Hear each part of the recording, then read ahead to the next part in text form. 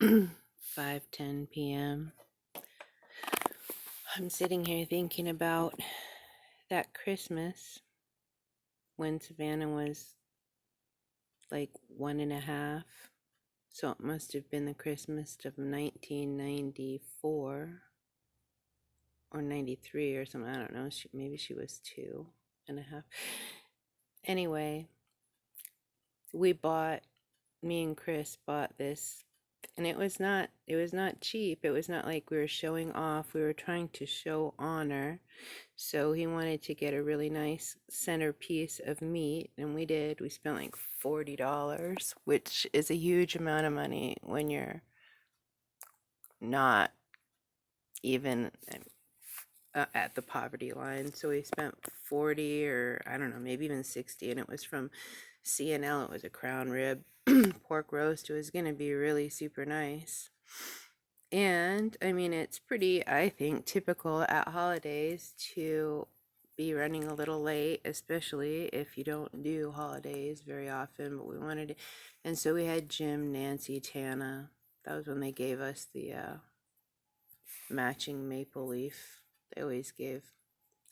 Anyway, presents, matching presents. The brother did it the same way. And Ron and my mom were there, showed up. Everybody came early. They all showed up early instead of on time or late, which I frankly, especially at holidays, think is like extremely rude. But they all showed up early, and Ron started jumping my shit about the food not being ready and the food not being ready. So we ended up serving this $40 or $60 pork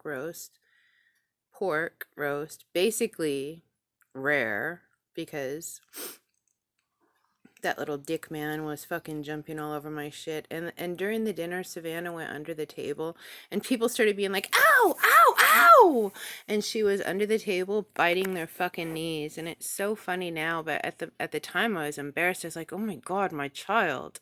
But you know, she was a toddler, and she was like a dog, and she knew who was fucking being mean to me. She could feel their vibration. It wasn't an accident that everybody showed up early. It wasn't an accident. And then nobody fucking even offered to help me with the dishes. Yeah. So they sat around, and then they just left. They showed up early, and then they just left. It was like when fucking Paul and all the fucking hippies went to Savannah's gymnasium thing, and then everybody's clapping for everybody's kids, but they left right before Savannah got announced. Like, there she was up on the stage, and these people that are sitting with her mom get up and fucking walk out.